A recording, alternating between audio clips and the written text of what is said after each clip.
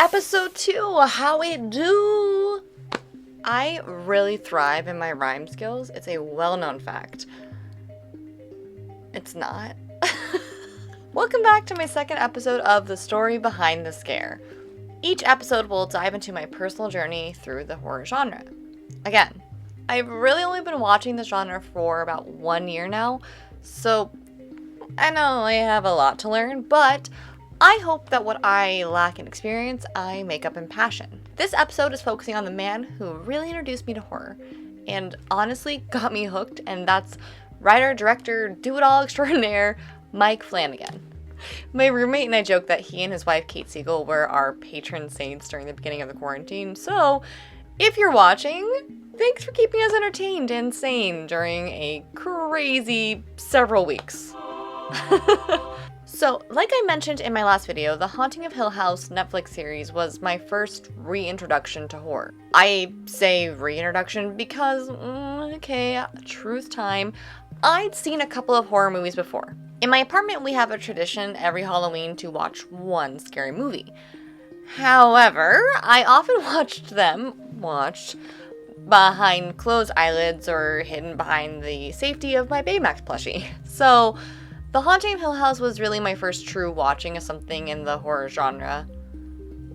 Willingly, so to say. If you don't know what The Haunting of Hill House is about, it is a Netflix series adaptation of the 1959 Shirley Jackson novel of the same title. The series alternates between the past and present lives of the Crane family, Hugh and Olivia Crane, and their children, Stephen, Shirley, Theodora, Luke, and Eleanor, or as she is lovingly known, Nell. The family comes to originally move into the house in hopes of flipping the house, or coming in and fixing and selling it at an increased price. However, unfortunately, tragedy strikes the household in an inexplicable way, causing them all to flee. Now, 26 years later, the Crane family must once again face Hill House. The series is written and directed entirely by Mike Flanagan and has a phenomenal cast. The series consists of 10 episodes, all about an hour or so in length. Now, I get it. Is Hill House the scariest thing I could have watched? No.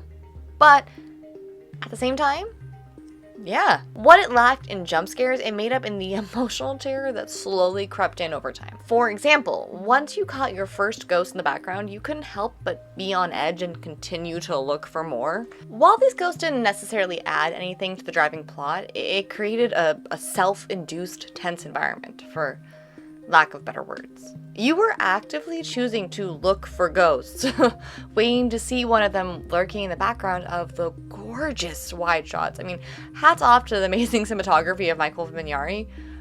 What was so cool about the series was that it allowed for more character development scenes to happen without losing the momentum of the scary moments.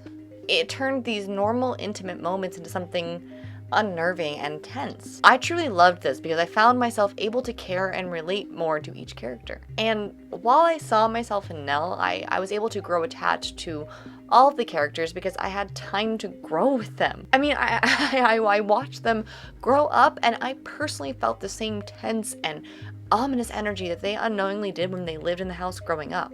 I honestly, I can't think of a different way of wanting to start my love for horror. The series skillfully incorporated traditional horror elements while focusing on a story that really got to me in an unexpected way. Plus, it only had the one really terrifying jump scare, which for someone who was just starting out was truly lovely. But what it revealed to me was why people were drawn to horror movies to start. Sure, I mean, they love being scared and adrenaline, but surely horror movies cannot just be for adrenaline junkies. And what The Haunting of Hill House made me realize is that it's not. While we can look at the surface level horror of the series, which is that of the house and the spirits within, we can also examine the other scary topics, which is that of death and how we grieve. Without going into too much detail, because I totally want you to watch it if you haven't, the Crane siblings from oldest to youngest each represent a stage of grief, which, for those who don't know, are denial, anger, bargaining, depression, and acceptance. Grief is a universal understanding and unfortunately something we are all forced to face. Often we aren't prepared for it, particularly when it comes to death. And while I'm trying to become more death positive, death still scares me because it's incredibly unpredictable. I mean, I love planners. I love spreadsheets. I love planning. So you get it. And with death, you can make all the plans you want, but I mean, yeah, you never are truly ready.